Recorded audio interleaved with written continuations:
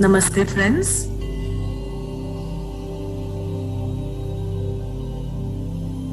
हम और लोगों के ज्वाइन करने का वेट कर रहे हैं, तो 5 मिनट तक अगर आप हमारे साथ जुड़ चुके हैं, आंखें बंद करके ध्यान करेंगे।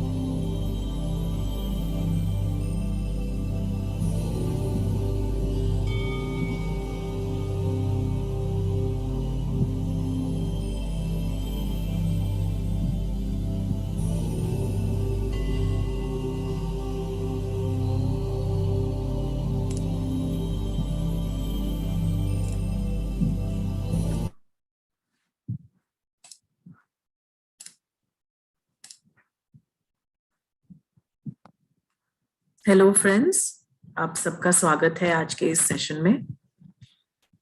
लाइफ यूनिवर्सिटी की तरफ से हर संडे ये सेशन विभिन्न मास्टर्स करते हैं और मुझे ये सौभाग्य देने के लिए मैं मेरे गुरु डॉक्टर न्यूटन और डॉक्टर लक्ष्मी दोनों का ही तहे दिल से आभार प्रकट करती हूँ और उन्हें थैंक यू बोलती हूँ, पूरे दिल से ग्रेटिट्यूड एक्सप्रेस करती हूँ, क्योंकि यहाँ तक पहुंचने का सफर उनके बिना नहीं पॉसिबल था।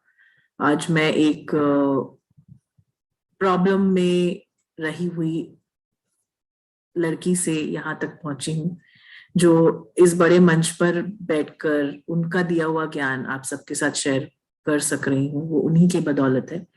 तो डॉक्टर न्यूटन और डॉक्टर लक्ष्मी और इसी के साथ साथ हितेश और शुभांगी का आभार व्यक्त करते हुए हम आज का सेशन स्टार्ट करेंगे।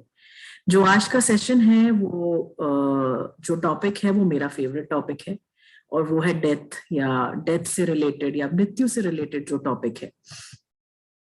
तो ये रेमंड मूडी की किताब है। रेमंड मूडी, ये डॉक्टर रेमंड मूडी, ये किताब आपको शायद मिरर इमेज में दिख रही होगी, पर ये बहुत ही अच्छी किताब है। अगर आपको इस टॉपिक में इंटरेस्ट है या नहीं भी है, अगर आप अध्यात्म से जुड़े हुए हैं, स्पिरिचुअलिटी से जुड़े हुए हैं, तो ये किताब जरूर आपको पढ़नी चाहिए।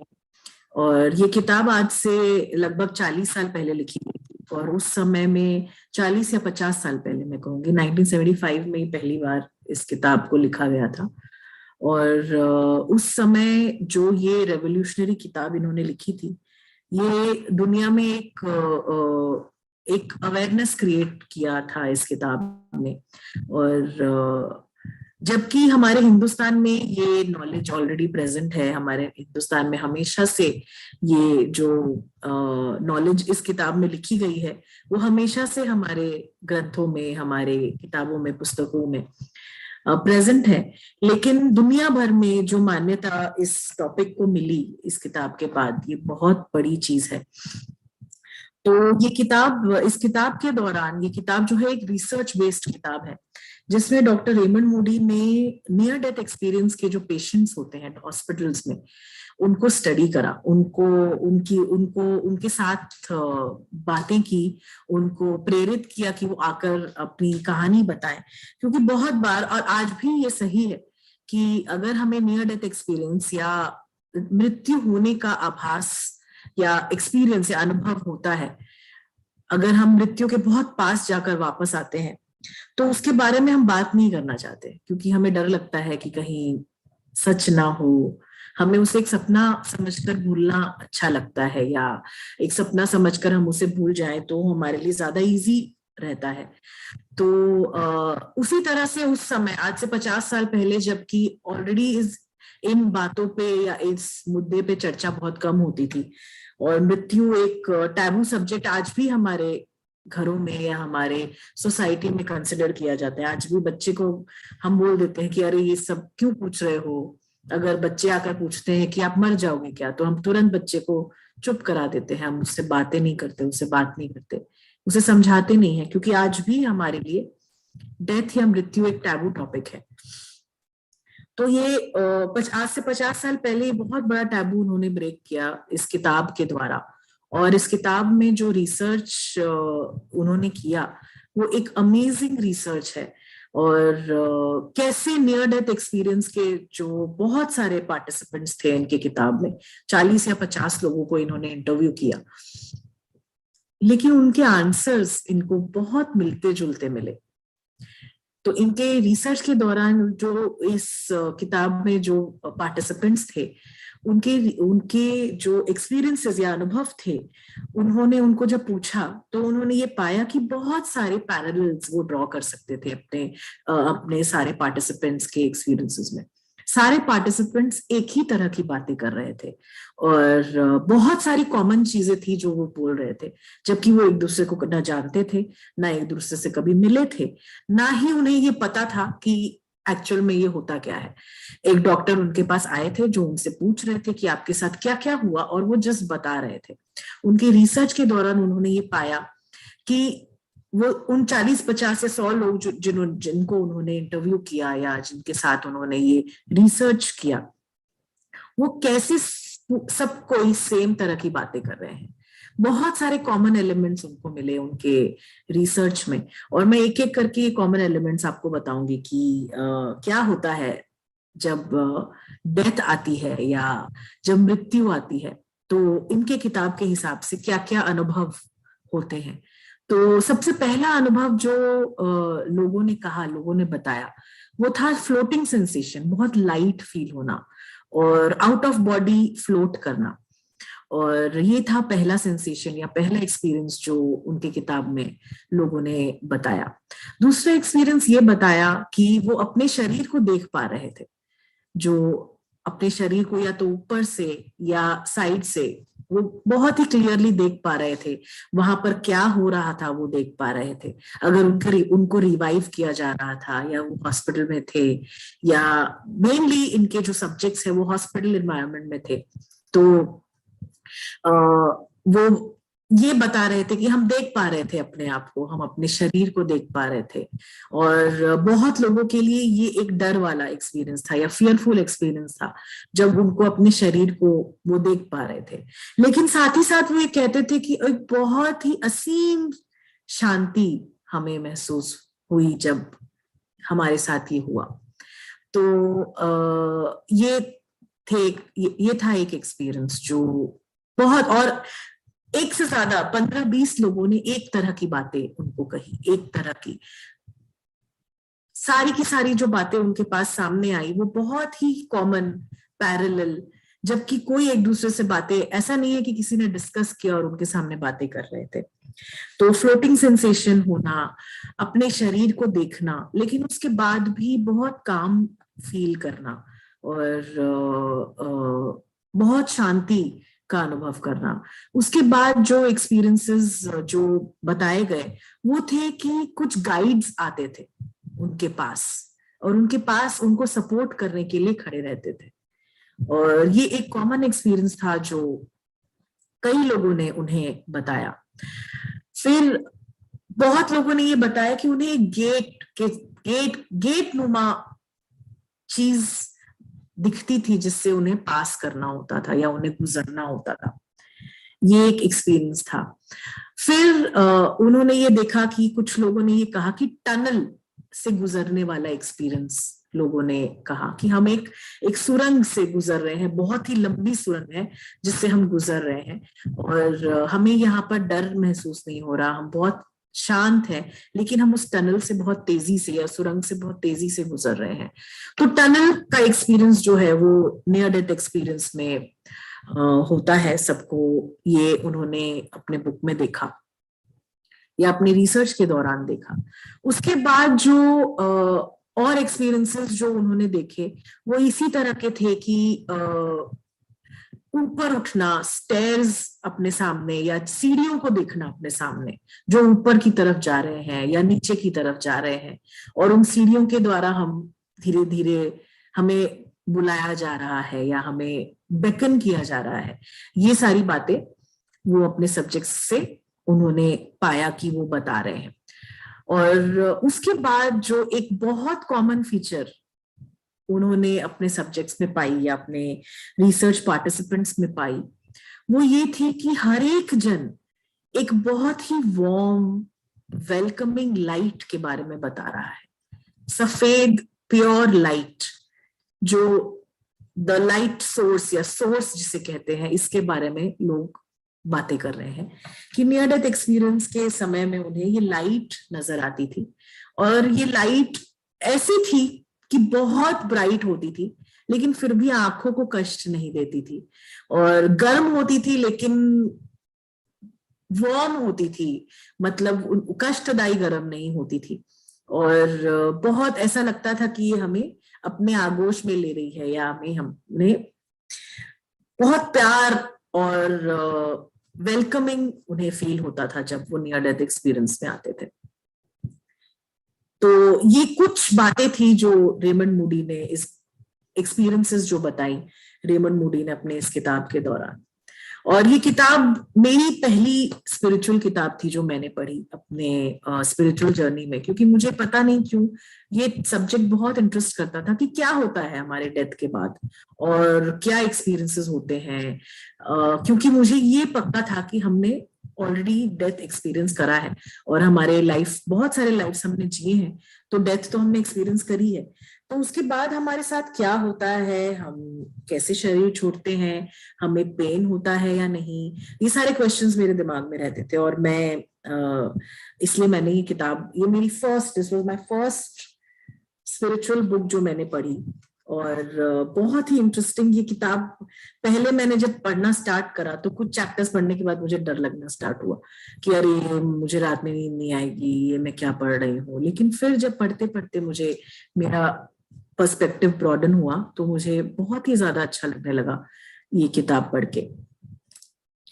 और इसके बाद जो डेथ के ऊपर मैंने पढ़ा, इस किताब को फिर मैंने 2-3 बार पढ़ा, और उसके बाद जो लर्निंग्स मुझे इस किताब से मिली वो आज मैं आपके साथ शेयर करूंगी। और आपको ये बताऊंगी कि किस तरह से हम डेथ या मृत्यु को एक रोजमर्रा की जिंदगी का टॉपिक बनाते हैं और इससे भागते नहीं हैं, और कैसे इससे हम डील कर सकते हैं, कैसे हम इससे अपनी जिंदगी को और ज्यादा बेहतर बना सकते हैं। तो पहले तो हम डेथ के बारे में जब बात करेंगे तो हम पहले एक ऐसी दुनिया का कल्पना करेंगे जहां पर मृत्यु नहीं होती है, जहां पर हम सब कुछ भी कर ले जीवित रहते हैं। तो हम सब मिलकर ये कल्पना करेंगे कि कैसी होगी वो दुनिया जहां पर मृत्यु नहीं होती है।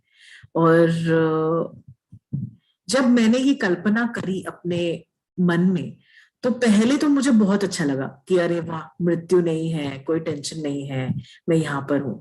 पर फिर जैसे जैसे वो कल्पना आगे बढ़ती गई तब मुझे रियलाइज हुआ कि अगर हमें मृत्यु का डर नहीं होगा तो हम कुछ भी नहीं करेंगे, या हमें मृत्यु हमारी आती नहीं दिखेगी तो जीवन ही हम जीना छोड़ देंगे। हम शायद एक कहीं पर पड़े होंगे, ना हम घर बनाएंगे अपने लिए, ना हम अपने लिए कपड़े बनाने का सोचेंगे, ना हम रिप्रोड्यूस करने का सोचेंगे, ना हम खाना खाने का सोचेंगे, क्योंकि हमें मृत्यु तो आने नहीं वाली है। ना हम कहीं जाने का सोचेंगे, ना हम कीड़े मकोड़ों को अपने पास से हटाएंगे, ना हम जानवरों को अपने पास से हटाएंगे। हम सिर्फ एक जगह पर बैठे रहेंगे या लेटे रहेंगे, क्योंकि हमें मृत्यु तो आएगी नहीं। और हम कॉम्प्लेसेंट हो जाएंगे कि हमारी जिंदगी तो जाने नहीं वाली है, हम क्यों कुछ करें।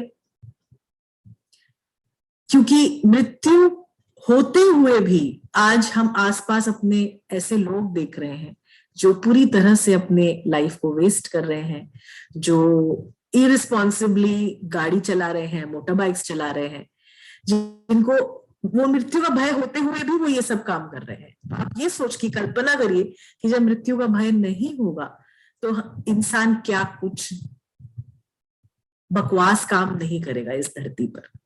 उसे कुछ भी करने का जरूरत नहीं पड़ेगी, वो कहीं पे पड़ा रहेगा और सड़ता रहेगा, लेकिन कुछ करेगा नहीं, एकदम आलसी। और ऐसी दुनिया हो जाएगी जहां पर कोई ग्रोथ, कोई भी चेंज नहीं होगा, सब कुछ स्टैंड स्टिल पर आ जाएगा। तो हम जब ये कल्पना करते हैं और इस कल्पना को पूरे चरम तक ले जाते हैं, तभी हमें समझ में आता है कि मृत्यु की क्या महत्व हमारी जिंदगी में। और हमारे कल्चर में या आप दुनिया भर में देखा जाए तो हर एक मृत्यु को हम सेलिब्रेट करते हैं, लेकिन हमारी जो मृत्यु है उसे हम सेलिब्रेट नहीं करते। जब हम एक नवजात शिशु पैदा होता है तो उसकी गर्भ की अवस्था की मृत्यु हुई होती है उस समय, और वो बहुत डरा हुआ होता है क्योंकि उसके माँ के गर्भ के अंदर वो जीवित था आज तक और वही उसकी दुनिया थी। उसे लगता था कि यही मेरी दुनिया है, और अचानक वो एक नई दुनिया में आ जाता है और बहुत डरा हुआ होता है। लेकिन हम सब आसपास सेलिब्रेट करते हैं कि एक नया जीवन पृथ्वी पर आया है, लेकिन उस इंसान के लिए, उस बच्चे के लिए वो मृत्यु का क्षण होता है। फिर भी वो सेलिब्रेशन किया जाता है। फिर जब बच्चा चलने लग जाता है तो हम उसे सेलिब्रेट करते हैं, जब बच्चे के बाल दिए जाते हैं तो हम उसे सेलिब्रेट करते हैं। हर एक बर्थडे को हम बहुत ज्यादा सेलिब्रेट करते हैं, लेकिन वो हर एक साल हमारी लाइफ का मृत्यु को प्राप्त हुआ होता है जिसे हम सेलिब्रेट करते हैं। ये हम कभी नहीं सोचते। जब हम बचपन से युवावस्था में जाते हैं तो सेलिब्रेशन की जाती है, यज्ञोपवीत संस्कार होते हैं, और लड़कियों के अलग बहुत सारे सेरेमनीज होती है, स्वीट 16 बर्थडे पार्टीज होती हैं, और तब हमारे बचपन की मृत्यु होती है, लेकिन वो हम फिर भी सेलिब्रेट करते हैं। और उसके बाद जब हमारी हमारी शादी होती है, विवाह होता है, तो हमारी वो युवावस्था या बैचलर की मृत्यु होती है, वो भी बड़े स्तर पर सेलिब्रेट की जाती है। लेकिन हम उसे एक मृत्यु की तरह नहीं देखते, हम एक नए आरंभ की तरह उसे देखते हैं, एक नए शुभारंभ की तरह उसे देखते हैं। फिर जब हमारे बच्चे होते हैं तो हमारे जो अपने इंडिविजुअलिटी की मृत्यु होती है, जहां पर हम अपने लिए नहीं किसी और के लिए जीना स्टार्ट करते हैं, वो भी हम सेलिब्रेट करते हैं।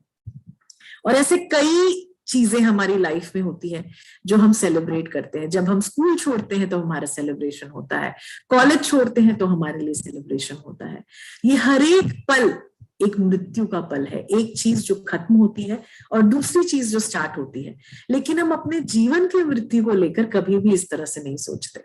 हमको ऐसा लगता है कि क्यों हमें मृत्यु को प्राप्त होना है, क्यों हमें मरना है, क्यों हम ऐसे ही जी नहीं सकते। और मैं ये बताऊं कि मृत्यु का डर सिर्फ उन्हीं लोगों को होता है जो अपना जीवन पूरी तरह से जीते नहीं है, जो अपना जीवन हर पल जो वो खुद करना चाहते हैं वो नहीं करते हैं। इसीलिए हमें मृत्यु का डर आता है, इसीलिए हम डर जाते हैं कि अरे मृत्यु आ गई तो हम जाकर क्या जवाब देंगे, कि जो जो चीजें हमने करने का प्लान किया था, जो जो चीजें हमने कहा था कि हम करेंगे, वो तो हमने किया ही नहीं, हमने अपने लिए जिया ही नहीं। हम पैसे कमाने में, घर बनाने में और दूसरे लोगों को खुश करने में अपने जीवन को हमने फिनिश कर दिया। हमने अपने बारे में, अपने ग्रोथ के बारे में, अपनी स्पिरिचुअल ग्रोथ के बारे में तो सोचा ही नहीं। और इसीलिए हमें मृत्यु से डर लगता है, इसीलिए हमें मृत्यु से भय आता है। अगर हम हर पल जो है जीना स्टार्ट करेंगे तो मृत्यु का भय, मृत्यु का डर अपने आप खत्म हो जाएगा। हम हर रोज मृत्यु को एक्सपीरियंस करते हैं, लेकिन उससे हम डरते नहीं है। और वो है हमारा नींद, जो हम रात में सोते हैं, वो एक it is like a near death experience, एक नियर डेथ एक्सपीरियंस की जैसे है, क्योंकि हमें कुछ याद नहीं रहता, हमें कुछ फील नहीं होता, और वो समय हमारी जिंदगी से जा चुका होता है। लेकिन फिर भी हमें अगर नींद नहीं आती तो हम टेंशन में आ जाते हैं कि अरे आज नींद नहीं आ रही है, या अगर 10-15 दिन तक नींद नहीं आती तो हम डॉक्टर के पास चले जाते हैं कि हमें दवाइयां दो, क्योंकि हमें नींद नहीं आ रही है।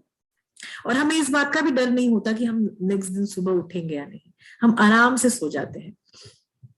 जब हमें एनेस्थीसिया दिया जाता है सर्जरी के दौरान, ये बहुत लोगों ने एक्सपीरियंस करा होगा, ये एक मृत्यु के जैसा एक्सपीरियंस है। हम वापस आ जाते हैं बिना डर के, हम वहां पर चले जाते हैं और अपने आप को एनेस्थेटाइज होने देते हैं बिना डर के कि हम वापस आएंगे या नहीं। तो ये सेम जो है निर्भयता या निडरता हम अपनी मृत्यु के साथ क्यों नहीं रख सकते, हम अपनी मृत्यु अवस्था के साथ क्यों नहीं रख सकते, क्यों हम अपनी मृत्यु को प्लान नहीं कर सकते, क्यों हम अपनी मृत्यु के बारे में अपने बच्चों से बातें नहीं कर सकते, क्यों हम मृत्यु को लेकर डर जाते हैं या कहते हैं कि नहीं, इसके बारे में बात करना अशुभ है या हमें बातें नहीं करनी चाहिए। क्यों हम अपने माँ बाप से ये बातें नहीं करते कि एक दिन ऐसा आएगा जब आप मृत्यु को प्राप्त होगे, तो ऐसा क्या है जो मैं एक संतान होकर आपके लिए कर सकती हूँ या कर सकता हूँ। और यहाँ पर मैं एक पर्सनल आपसे शेयर करूंगी। मेरे फादर इसी साल उनको मृत्यु को नेक्स्ट ये 1 साल हो गए उनको मृत्यु को प्राप्त हुए, और उन्होंने मेटिकुलसली अपनी मृत्यु को प्लान करा था। और हमेशा हमसे वो बहुत, हम जब बचपन से ही हम सुनते आ रहे हैं, पापा कहते थे कि अगर मैं जब मरूं तो मेरी बॉडी को डोनेट करना, या मेरे ऑर्गन्स को डोनेट करना, या मेरे आईज को डोनेट करना, या इस तरह ऐसा करना वैसा करना, बहुत ही कॉमन हमारे लिए टॉपिक रहता था। पहले मुझे अजीब लगता था कि पापा ऐसे क्यों बात कर रहे हैं, कोई मेरी जिंदगी में ऐसे बातें नहीं कर रहा, मेरे पापा क्यों बात कर रहे हैं। लेकिन फिर बाद में वो इतनी फ्रीक्वेंटली इस बात को करते थे कि मुझे ये नॉर्मल लगने लगा। और फिर मैं उन्हें कहती भी थी कि ठीक है, आप जैसा चाहोगे हम वैसा करेंगे, और जैसे आपका मन हो वैसा करेंगे। और अल्टीमेटली जब उनकी मृत्यु हुई, उस समय भी वो जैसा चाहते थे सब कुछ वैसा ही हुआ।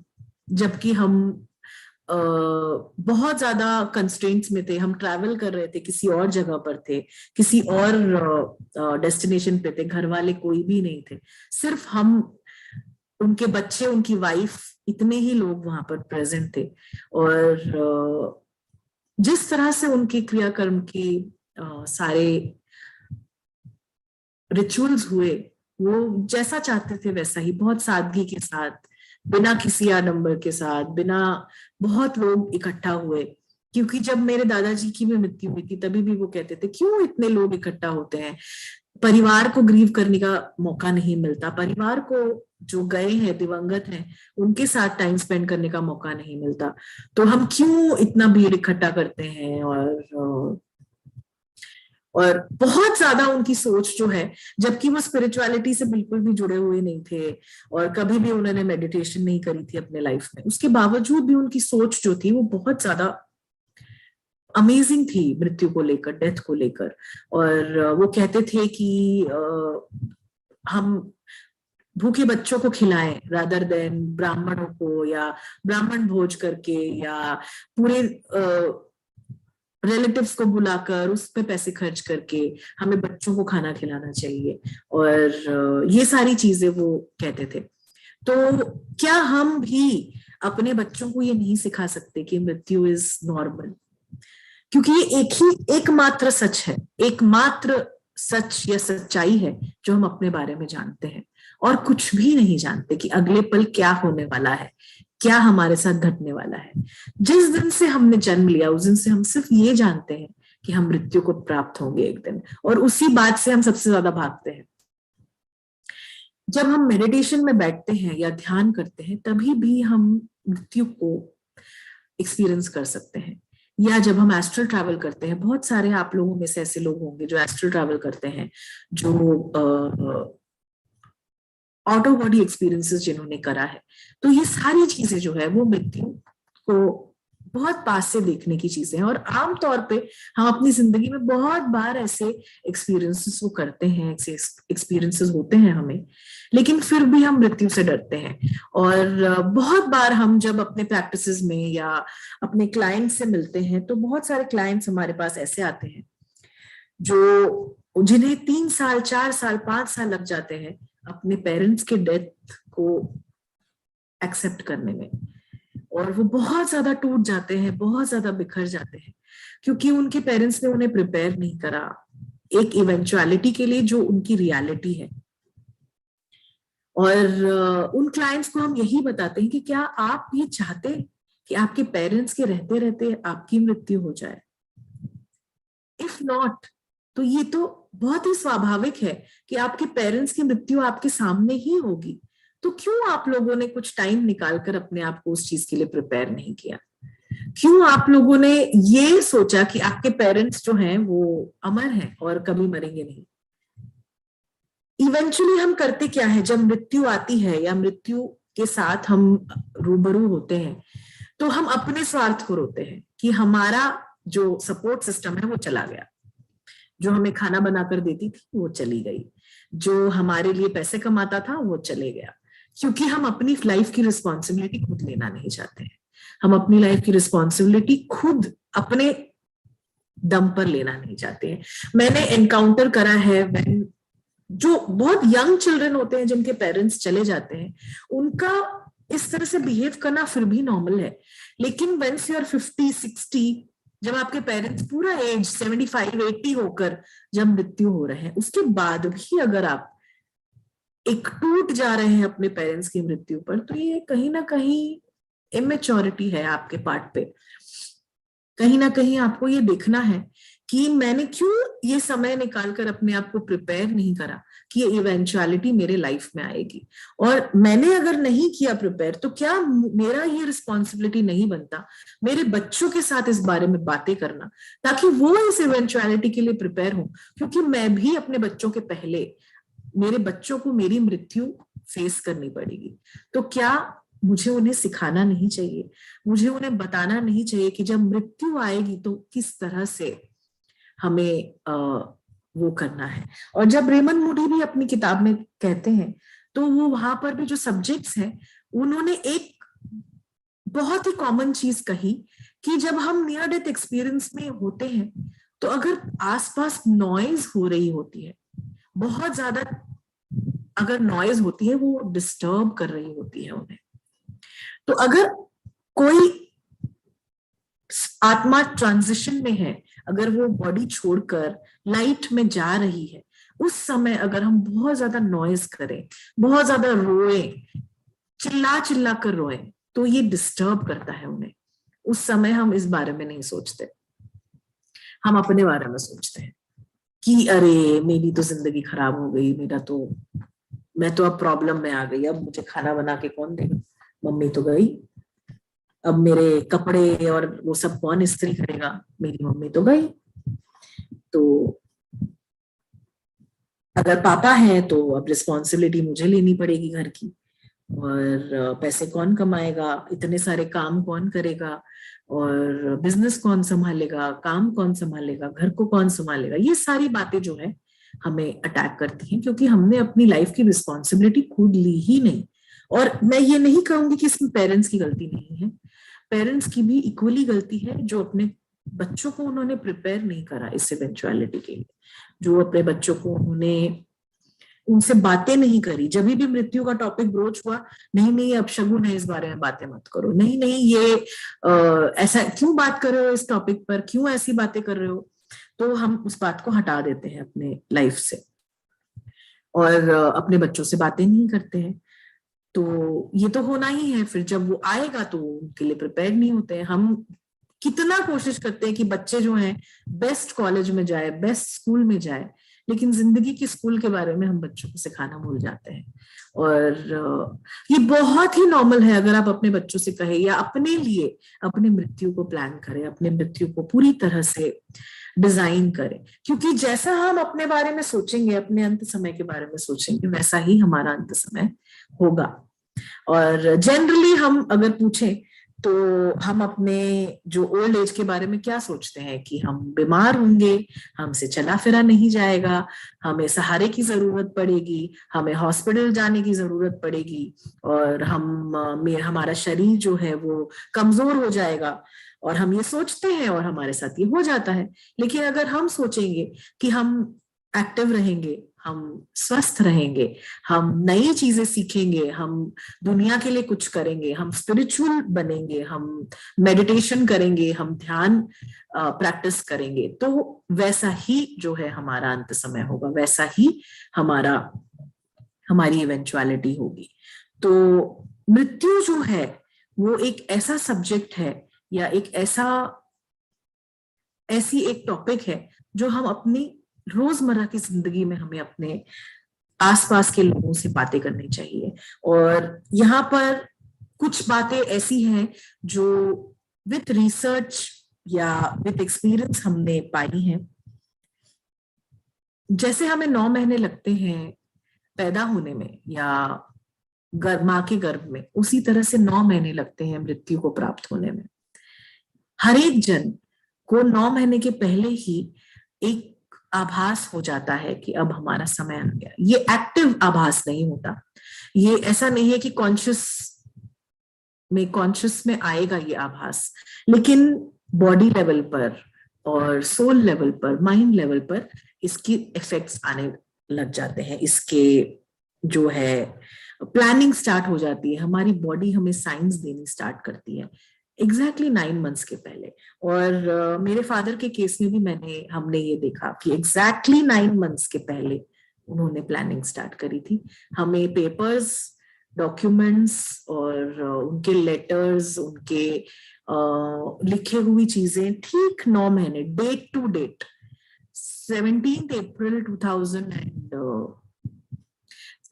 2000 मेरे पापा की डेथ हुई 15 फरवरी 2022 में, और 17 अप्रैल 2021 में लिखे हुए उनके हाथ के पेपर्स, और अगर मेरी डेथ हो तो इस तरह से करना, ये चीजें करना, और मैं ये चाहता हूं कि मेरे बाद ऐसा हो, ऐसा सब हमें मिला उनके डेथ के बाद। उनके फोन में मैसेजेस जो उन्होंने किए थे हमें दिखाए नहीं थे, और ये सब कुछ 9 months, exactly 9 months to date आप अगर कैलकुलेट करो तो उन्होंने अपनी प्लानिंग अप्रैल नहीं, मई 17 मई उन्होंने अपनी प्लानिंग जो है वो स्टार्ट करी थी। और बहुत अमेजिंग, अगर हम ये साक्षात दिखते हैं तो और भी वैलिडेट हो जाता है हमारे लिए कि हाँ ये एक्चुअल में सही है, एक्चुअल में ये हो सकता है। तो अभी तक जो भी हुआ है उसके बारे में अगर कुछ भी क्वेश्चंस है तो आप पूछ सकते हैं, अदरवाइज हम फिर सेशन को कंटिन्यू करेंगे और सेशन से में और ज्यादा आगे बढ़ेंगे, मृत्यु के बारे में और ज्यादा जानेंगे। मैं 2 मिनट रुकती हूँ, if anyone has any questions. मैं एक बार यूट्यूब पे भी देख लेती हूँ अगर किसी के पास क्वेश्चंस हो तो।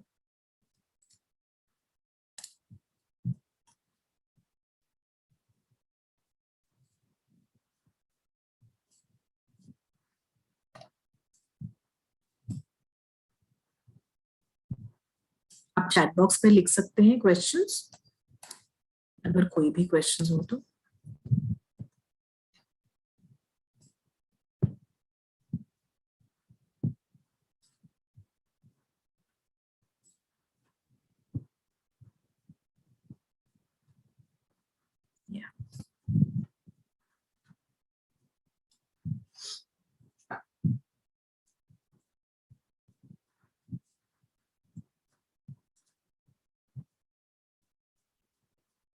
सो हम कंटिन्यू करेंगे। अब हम वापस आएंगे रेमंड मोडी के बुक के ऊपर, और पूरा एक सेट पैटर्न है या सेट स्टेजेस हैं जो हम लेते हैं जब हम मृत्यु को प्राप्त होते हैं। तो जो पहली चीज है वो ये है कि लाइट फील होना या फ्लोटिंग सेंसेशन आना, और बहुत ही हल्का महसूस करना, और ग्रॉसनेस या स्थूलता जो है वो पूरी तरह से चली जाना, और बहुत ही एक फ्लोटिंग सेंसेशन की तरह महसूस करना। उसके बाद जो आता है वो होता है हियरिंग द न्यूज, या कि ये न्यूज सुनना कि मृत्यु हो चुकी है, या तो आसपास वाले ये बातें कर रहे हैं, या तो फिर हॉस्पिटल के स्टाफ ये कह रहे हैं कि सेव नहीं हो सकता, डेथ हो गई है, इन सारी चीजें। और जैसे ही न्यूज सुनते हैं वैसे ही एक इमेंस काम या एक बहुत ही ज्यादा शांति का अनुभव होना, और पूरी तरह से एक शांत हो जाना। और इसके बाद अगर नॉइज एक्सपीरियंस करता है एक सोल, अगर वहां पर बहुत चित्कार हो रही है, चिल्लाना, या लोग एक दूसरे के ऊपर चिल्ला रहे हैं, या जोर जोर से रोया जा रहा है, तो ये बहुत उनको डिस्टर्ब करता है, बहुत ज्यादा उनको तकलीफ पहुंचाता है। और उसके बाद डार्क टनल, एक गहरी सुरंग के थ्रू गुजरने का एक सेंसेशन, जो कि मेडिटेटिव प्रैक्टिसेस में भी हमें बहुत बार होता है। अगर हम डीप मेडिटेशन में जाते हैं तो ये सुरंग वाली फीलिंग हमें बहुत बार आती है। तो वैसा एक्सपीरियंस होना जहां पर एक एंडलेस टनल है जिसके अंदर हम जा रहे हैं, और आउट ऑफ बॉडी फील होना, अपनी शरीर को देख पाना बाहर से, ये एक बहुत कॉमन फीचर है जो डेथ के बाद होता है। एक और चीज होती है जो होता है स्पिरिट गाइड से मिलना, इसके साथ साथ हमारे जो प्रिय जन है जो ऑलरेडी मृत्यु को प्राप्त हो चुके हैं उनसे मिलना जब आप मृत्यु को प्राप्त होते हैं, और उसके बाद सोर्स या बीइंग ऑफ लाइट को इनकाउंटर करना। तो स्टेजेस होते हैं जब हम मृत्यु को प्राप्त होते हैं, और हमें ये जरूरी है कि हमारे मेडिटेटिव प्रैक्टिसेस में या हमारे मेडिटेशन में हम इन सबको पूरी तरह से इंटीग्रेट करें, और पूरी तरह से अपनी मृत्यु को जिए हर पल, और ये देखें कि किस तरह से हम अपनी मृत्यु को डिजाइन करना चाहते हैं।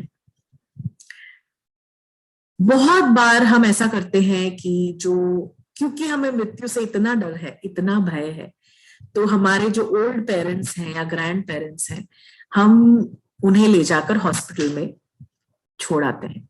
और हॉस्पिटल में जो डॉक्टर्स हैं वो बाय लॉ उनको, ये वो बाउंडेशन है कि उनको उन्हें रिवाइव करना है, क्योंकि इंडिया में ये अलाउड नहीं है कि हम मृत्यु को खुद चुन सकते हैं, ऐसा अलाउड नहीं है हमारे लॉ के द्वारा। तो जब हम हॉस्पिटल में ले जाते हैं हमारे ओल्ड पेरेंट्स या ग्रैंड पेरेंट्स को, तो डॉक्टर्स जो है उनके बस में जितना होता है उनको बचाने के लिए वो करते हैं। लेकिन क्या ये जरूरी है, और क्या हम अपने लिए या अपने डर की वजह से उन्हें वहां पर नहीं छोड़कर आते हैं?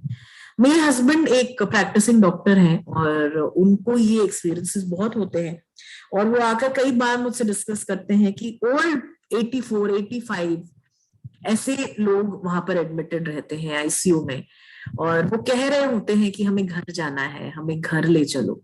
लेकिन जो बच्चे होते हैं, क्योंकि उन्हें फेस नहीं करना डर मृत्यु को, क्योंकि उन्हें देखना नहीं है अपने पेरेंट्स को या अपने ग्रैंड पेरेंट्स को मरते हुए, वे उन्हें घर लेकर नहीं जाते। और ये मैं ये बताऊं कि ये बहुत बड़ी डिससर्विस होती है उस आत्मा के लिए जो ट्रांजिशन कर रहा है।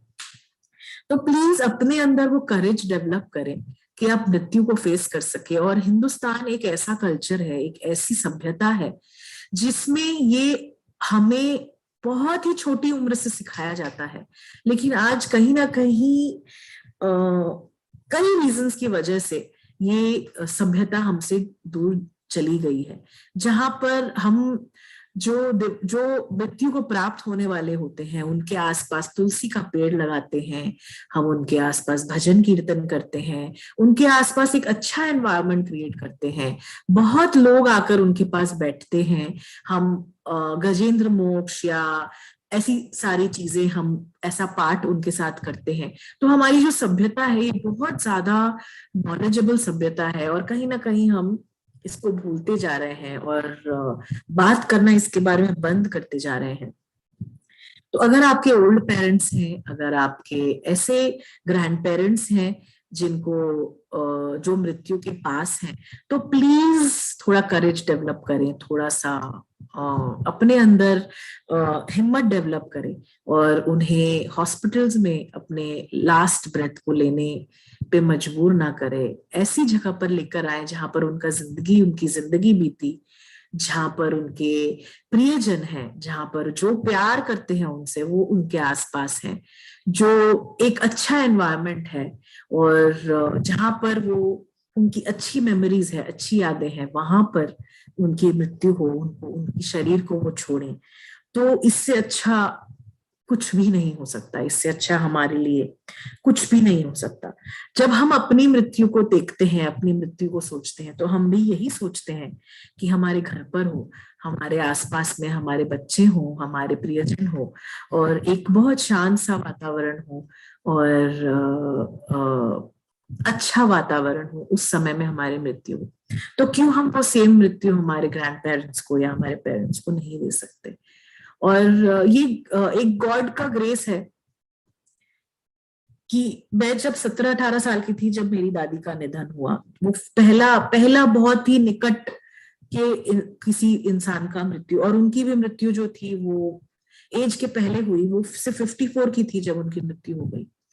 लेकिन मेरे अंदर पता नहीं क्यों, कहाँ से ये हिम्मत आई। तब तक मुझे ये सब इन सब्जेक्ट्स के बारे में भी कुछ पता नहीं था, ऐसा कुछ भी नहीं था कि मैं जानती थी।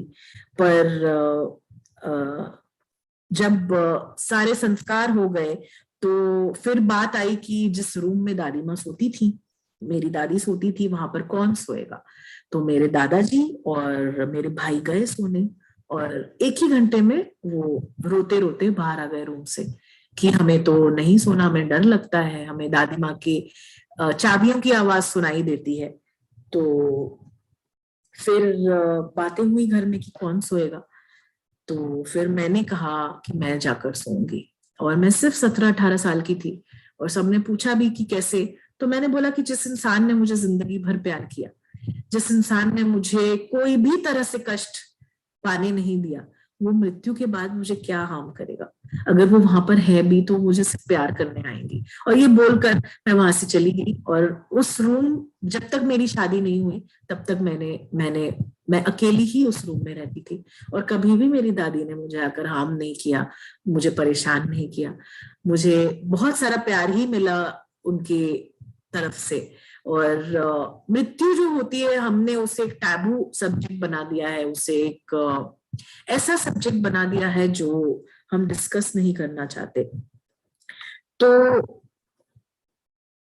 जो हमारे लाइफ में अनटाइमली डेथ्स होती हैं, जैसे छोटे बच्चे अगर डेथ को प्राप्त होते हैं या एक्सीडेंटल डेथ्स होते हैं, वहां पर हमें ये ध्यान रखना है कि हमें और ज्यादा काम रहना है, और ज्यादा हमें जो है संयम बरतना है, क्योंकि वो और ज्यादा वो प्रिपेयर्ड नहीं है अपने डेथ के लिए। वो जो सोल्स होते हैं उनकी डेथ जो है टाइम के पहले हो रही है, तो वो प्रिपेयर्ड नहीं है, उनको और प्रॉब्लम होती है इस ट्रांजिशन में आने में। और उस समय में अगर जो पीछे वाले हैं वो बहुत ज्यादा चित्कार कर कर रो रहे हैं या अपने आप को संभाल नहीं पा रहे हैं, तो वो दिवंगत आत्मा के लिए एक बहुत कष्ट का समय होता है, बहुत ज्यादा उनको कष्ट होता है। तो ऑल्दो हमारे लिए बहुत डिफिकल्ट है करना, लेकिन अवेयरनेस ये चीज की हमें सबको जगाना है। जितने लोग सुन रहे हैं या सुनेंगे इस सेशन को बाद में, हमें आसपास में एक बात अपने आपस में करनी है कि जोर जोर से चिल्लाकर रोना जब किसी की मृत्यु हो, या बहुत भीड़ हो जाना वहां पर जहां पर किसी की मृत्यु हो, ये सब कुछ बहुत ज्यादा डिस्टर्ब करती है उस आत्मा को। और जो ग्रीफ है, जो दुख है, उसे सही तरह से प्रोसेस करना ये भी बहुत ज्यादा जरूरी है किसी के डेथ के दौरान। और अगर हमारा नियर डेथ एक्सपीरियंस हुआ है किसी का भी, तो उस बारे में बातें करना, उस बारे में डिस्कस करना, उस बारे में एक दूसरे से बातें करना, ये सारी चीजें अगर हम प्रैक्टिस करें तो टैबू ब्रेक होता है। तो हम जो एक टैबू क्रिएट हो गया है डेथ को लेकर, हम उसे ब्रेक कर सकते हैं और वापस हम वो ला सकते हैं जो नॉलेज ऑलरेडी इनहेरेंटली हमारे अंदर थी। हम अगर क्रॉस कल्चरली भी देखा जाए, अगर हम इजिप्ट में देखें, जो ममीज हैं जब वो मृत्यु को प्राप्त होते थे तो एक आफ्टर लाइफ के लिए उनकी तैयारी की जाती थी, या एक मृत्यु के बाद की जिंदगी के लिए जो है उनकी तैयारी की जाती थी। और ये ऐसी ही तैयारी हमारे सभ्यता में होती है, जहां पर जो लोग चले गए हैं उनके इस्तेमाल के लिए जो भी सामान वो इस्तेमाल करते थे वो हम दान करते हैं और गरीबों में बांटते हैं। तो ये सारे प्रैक्टिसेस बहुत ही स्पिरिचुअल प्रैक्टिसेस हैं, और मैं ये नहीं कहूंगी कि एक प्रैक्टिस सही है दूसरा प्रैक्टिस गलत है, ये नहीं कहूंगी, लेकिन हमें अपने अपने कल्चर की जो प्रैक्टिसेस है वो हमें पता होनी चाहिए कि क्या है, और हमें किस तरह से जो है ट्रीट करना है अपनी मृत्यु को। क्या हम ओके हैं हमारे ऑर्गन्स को डोनेट करने के लिए, क्या हम ओके नहीं है? तो ये सारी चीजें जो है एक हमें प्लान करना अपने लिए, और अपने बच्चों से बातें करना हमारे मृत्यु के लिए, ये बहुत ज्यादा जरूरी जो है होता है। और इसके बाद किस तरह से जो है हमारी बॉडी को ट्रीट किया जाएगा, हमें क्रिमेट किया जाएगा या हमें बेरी किया जाएगा, ये सारी बातें भी डिस्कस करना बहुत जरूरी है। और इसके बाद भी मैं ये एक चीज कहूंगी कि आप सिर्फ अपने बच्चों को प्रिपेयर कर सकते हैं अपनी मृत्यु के लिए या उस इवेंचुअलिटी के लिए, लेकिन उसके बाद उस आपके बच्चे आपकी बॉडी के साथ जो करते हैं वो उनकी चॉइस है। उसके बाद आपका कंट्रोल उस पर नहीं रहता, क्योंकि आपने उस बॉडी को त्याग दिया। वो बॉडी, ये जो बॉडी है, जिस समय आप उसमें से हटे वो आपका अलगाव आ गया। और प्रिपरेशन अच्छा होता है लेकिन बाउंडेशन अच्छा नहीं होता, या अगर आप बहुत ज्यादा स्ट्रिक्टली किसी को कहें कि फॉलो करें तो वो अच्छा नहीं होता, क्योंकि आप आफ्टर लाइफ में भी अपने इस लाइफ को कंट्रोल करने की कोशिश कर रहे हैं। और दूसरी एक चीज जो मैं यहाँ पर कहूंगी मृत्यु के टॉपिक पर, कि जो आपके थॉट्स होते हैं आपके मृत्यु के समय में, जो आपके विचार होते हैं आपके मृत्यु के समय में, वो ये तय करेंगे कि आपके आगे की जर्नी कैसे रहती है। तो अगर आपने भय के साथ मृत्यु को प्राप्त हुए हैं, या रिग्रेट के साथ मृत्यु को प्राप्त हुए हैं, या बहुत ज्यादा पेन के साथ मृत्यु को प्राप्त हुए हैं, तो वो ही डिटरमिन करेगा कि आपकी नेक्स्ट लाइफ या नेक्स्ट कुछ लाइफ कैसी होंगी। तो हमें ये बहुत जरूरी है इस पर अवेयर होना कि हमारे थॉट्स या इतने पावरफुल होते हैं कि हमारी जीवन या अगली जीवन को भी वो प्लान कर सकते हैं। तो अब आप पूछेंगे कि ये सब चीजों से हम कैसे प्रिपेयर हो सकते हैं। तो कुछ प्रैक्टिकल चीजें हैं जो हम कर सकते हैं। एक तो मिट्टी से काम करना। अगर हम मिट्टी से काम करेंगे, प्लांट्स के साथ काम करेंगे, तो हमें हमेशा ये रिमाइंड होता रहेगा कि हम इसी मिट्टी से बने हुए हैं और एक दिन हमें इस मिट्टी में मिल जाना है। हम मिट्टी से या मिट्टी से अलग हो जाते हैं तो हमारा ये नाता जो है टूटने लग जाता है। और अर्बन लिविंग में या शहरी, जो हम शहर में आकर बस चुके हैं, वहां पर हमने मिट्टी को पूरी तरह से अपनी जिंदगी से निकाल कर बाहर फेंक दिया। तो मिट्टी से काम करना हमारे लिए बहुत जरूरी है, बच्चों के लिए बहुत जरूरी है, क्योंकि ये बहुत एक सीधा सीधा रिमाइंडर है हमारे लिए कि डेथ जो है वो इमिनेंट है। और दूसरा है मेडिटेशन। मेडिटेशन की जो प्रैक्टिस है या ध्यान का जो प्रैक्टिस है, वो कहीं ना कहीं ये जो नॉलेज है आपके अंदर, आपके सेल्यूलर लेवल पे इस नॉलेज को इंटीग्रेट कर सकता है कि डेथ क्या होती है और डेथ क्यों होती है और क्यों जरूरी है डेथ। तो सेल्यूलर लेवल पर अगर आपको नॉलेज इंटीग्रेट करनी है तो मेडिटेशन जो है एक बहुत ही जरूरी प्रैक्टिस है आपके लिए। अगर मृत्यु से आपको मित्रता करनी है तो मेडिटेशन डेली करना या उसका अभ्यास करना ये बहुत ही जरूरी है। और मैं ये मौका लूंगी आनापानासती मेडिटेशन के बारे में कुछ कहने का, जहां पर आप अपनी आंखें बंद कर सकते हैं, हैंड्स को इस तरह से क्लैस्प कर सकते हैं, सुखासन में बैठ सकते हैं। अगर चेयर में बैठे हैं तो एंकल्स को क्रॉस करेंगे, नहीं तो जैसे हम नॉर्मली बैठते हैं वैसे बैठेंगे और अपनी सांस पर, सिर्फ आती जाती सांस को देखने लगेंगे।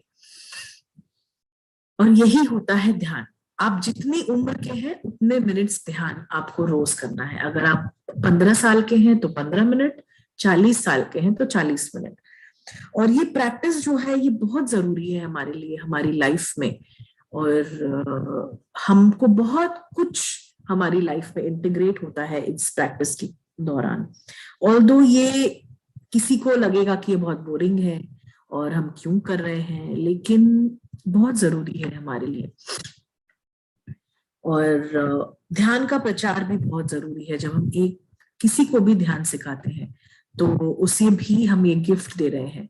और ध्यान जो है, ये ध्यान ही एक ऐसी चीज है जो हमें जीना सिखाता है। हमें पूरी तरह से, हम जब पूरी तरह से अपनी जिंदगी को जी सकते हैं, जीते हैं, अपने लिए जीते हैं। अगर आपको आर्ट पसंद है तो आर्ट करो, अगर आपको नृत्य पसंद है तो नृत्य करो, अगर आपको पेंटिंग पसंद है तो आप पेंटिंग करो, कुकिंग पसंद है तो कुकिंग करो। लेकिन हम कहीं ना कहीं इन सारी चीजों से दूर हो चुके हैं और हम सिर्फ उन्हीं चीजों को दिल लगाकर करते हैं जहां से हमें पैसे मिलते हैं।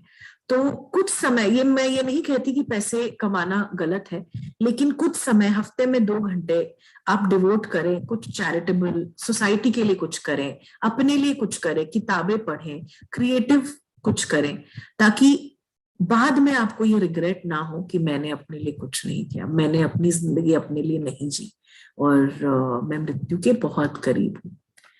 तो इसी बात के साथ हम एक मेडिटेशन करेंगे अब। और इस मेडिटेशन के दौरान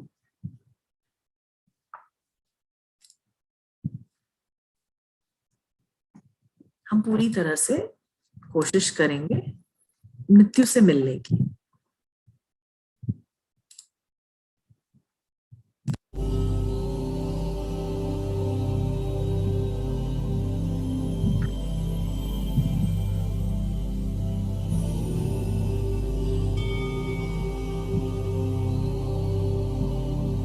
सुखासन में बैठ जाएंगे।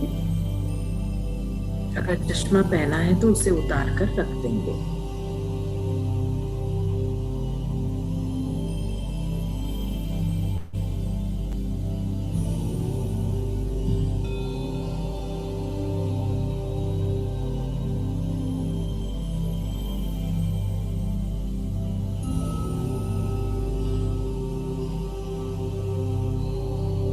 हर आती जाती सांस के साथ जुड़ जाएंगे।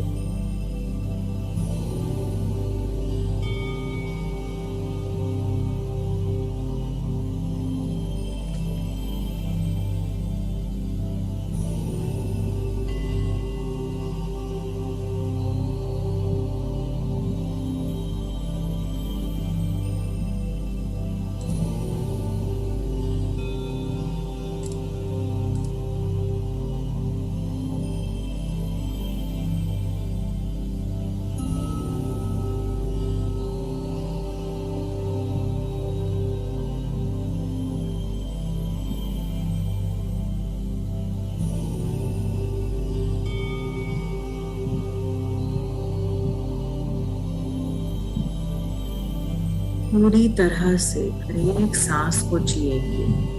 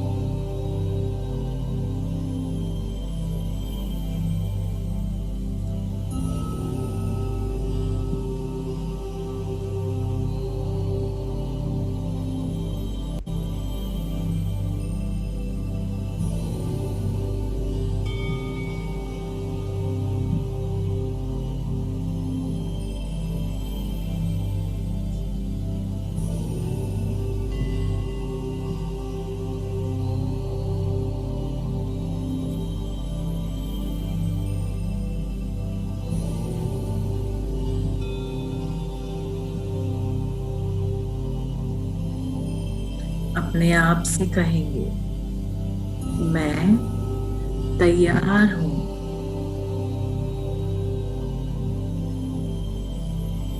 अपने आप से मिलने के लिए।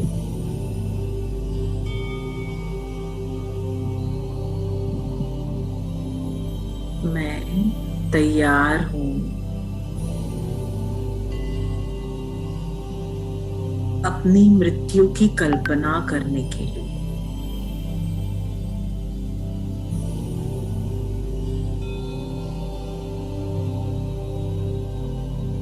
मैं तैयार हूं अपनी मृत्यु से मिलने के लिए।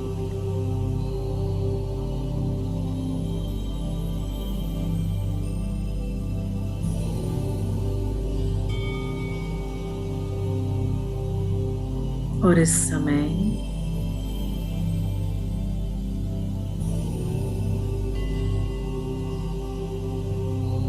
अपनी मृत्यु से मिले।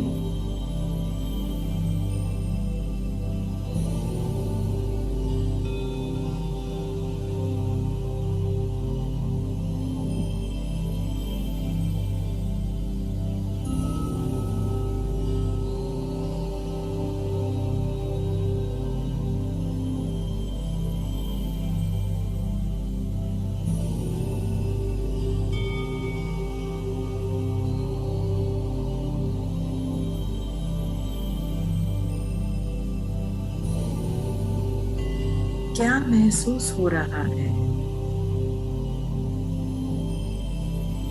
कैसी है आपकी मृत्यु?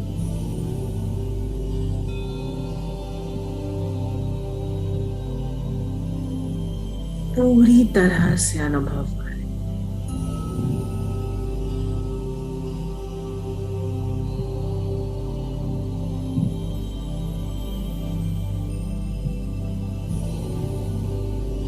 अगर भय महसूस हो रहा है तो ठीक है, इट्स ओके।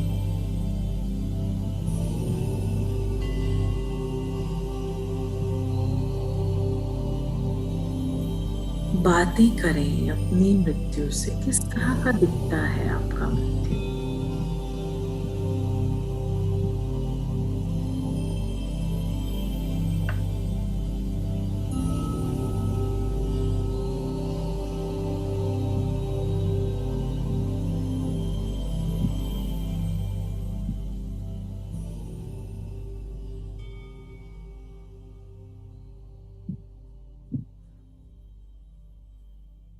पूरी तरह से अपने आप को अनुमति दें।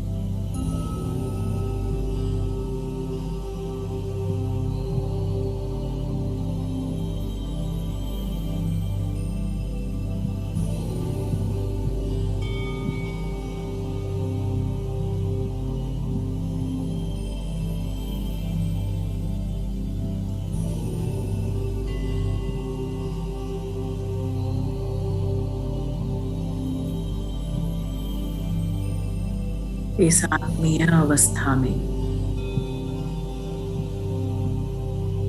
पूछें,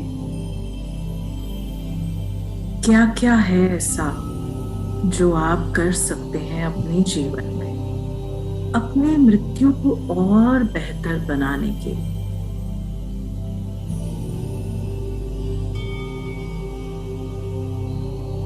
क्या बदलाव ला सकते हैं अपने जीवन में?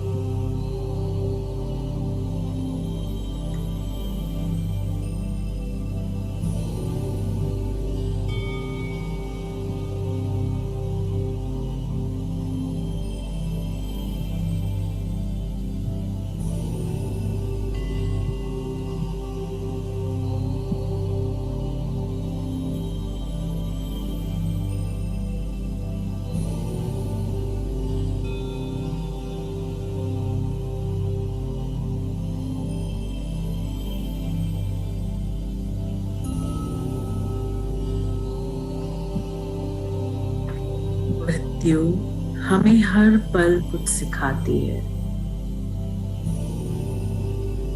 अपने आप को मृत्यु से सीखने के लिए तैयार करें। मृत्यु से मित्रता करें।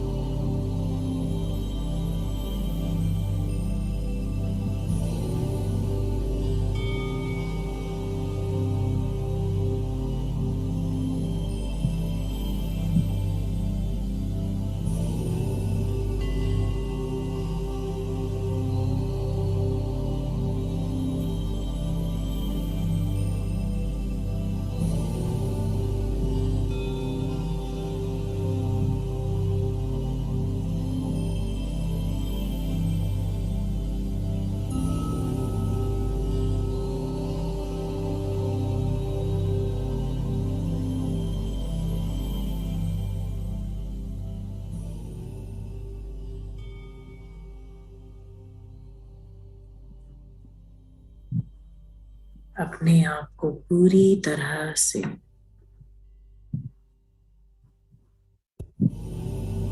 मृत्यु से मित्रता करने की अनुमति दें।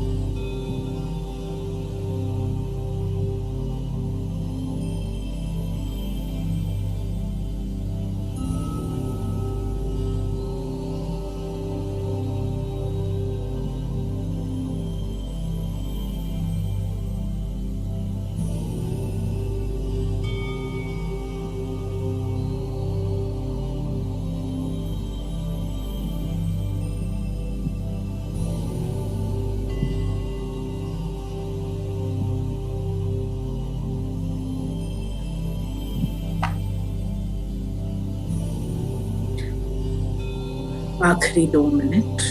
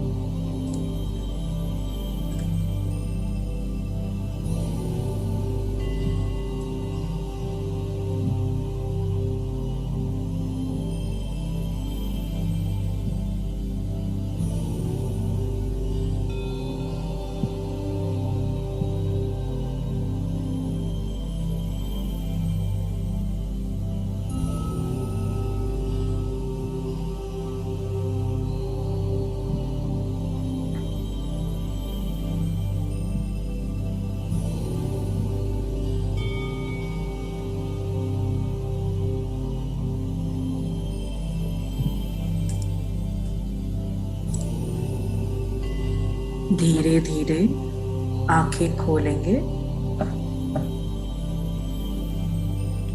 और वर्तमान की ओर वापस आएंगे।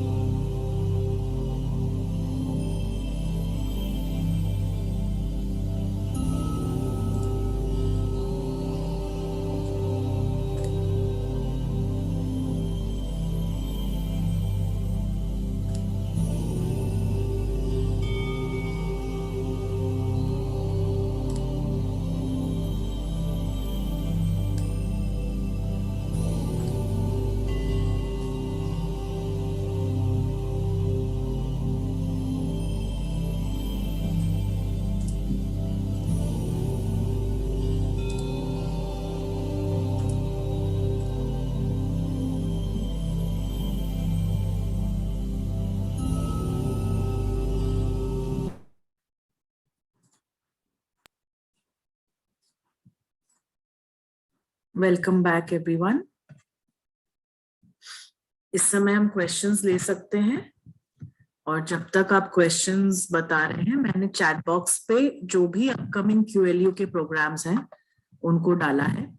मैं एक बार पढ़ देती हूँ। Inner child 2-day experiential workshop है दिल्ली में, हितेश और शुभांगी, 18th and 19th मार्च, जो कि आज और कल हो रहा है।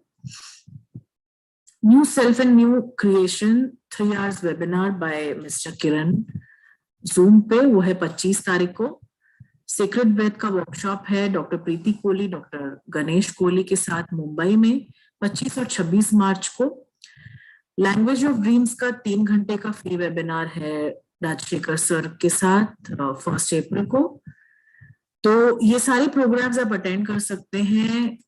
क्वांटम लाइफ यूनिवर्सिटी के वेबसाइट पर जाके इन प्रोग्राम्स के लिए रजिस्टर कर सकते हैं और अपने बारे में इनर चाइल्ड ई-लिटरेट भी जो डॉक्टर न्यूटन जिसे करेंगे वो भी अप्रैल में होने वाला है। एक बहुत ही अच्छा प्रोग्राम है और हम सबको ये करना ही चाहिए।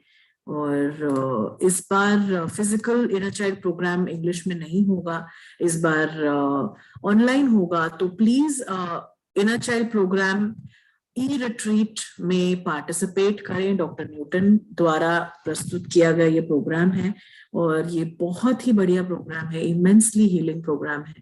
और वीकेंड प्रोग्राम है, फ्राइडे सैटरडे संडे, 3 वीक तक चलेगा। तो इसके डिटेल्स आप क्वांटम लाइफ यूनिवर्सिटी के वेबसाइट पर देख सकते हैं। अगर आप चाहें तो मैं अभी आपको निकाल कर दिखा सकती हूँ।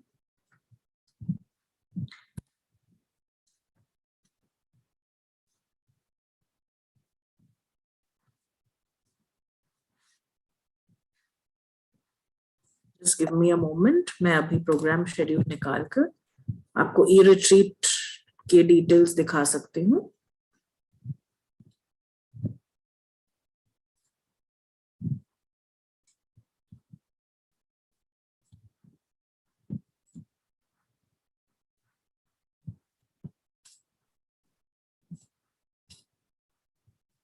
तो आप यहाँ पे देख सकते हैं इनर चाइल्ड ई-रिट्रीट, डेट्स है 7th April to 30th April. Timings Friday Saturday Sunday 5 बजे से लेके 8:30 बजे तक। और डॉक्टर न्यूटन और डॉक्टर लक्ष्मी के द्वारा प्रेजेंटेड। ये सारी चीजें आपको क्वांटम लाइफ यूनिवर्सिटी के वेबसाइट पर मिल सकती हैं। इसमें क्या क्या बेनिफिट्स है ये भी आप वेबसाइट पे देख सकते हैं। ये शेड्यूल है ई-रिट्रीट का और ये फी स्ट्रक्चर है। तो आप जरूर रजिस्टर करें अपने आप को क्वांटम लाइफ यूनिवर्सिटी के वेबसाइट पर जाकर।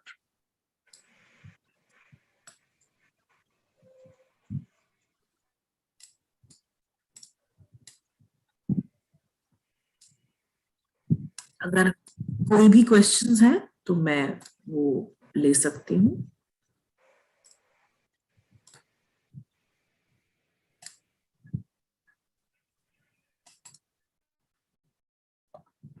और अगर कोई क्वेश्चंस नहीं है तो फिर हम अपने सेशन को यहाँ पर एंड करेंगे और आप सबसे मैं विदा लूंगी। अगले हफ्ते जरूर आप इस सेशन को ज्वाइन करें क्वांटम लाइफ यूनिवर्सिटी के सेशन को। Thank you so much everyone, bye, have a nice day and have a nice week. धन्यवाद ma'am, very nice session it was. Thank you, deep Thank gratitude. you, thank you.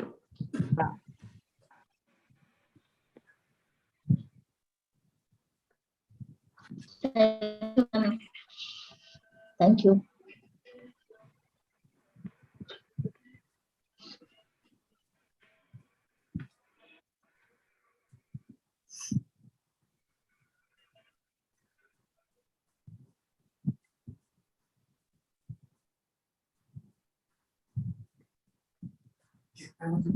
Last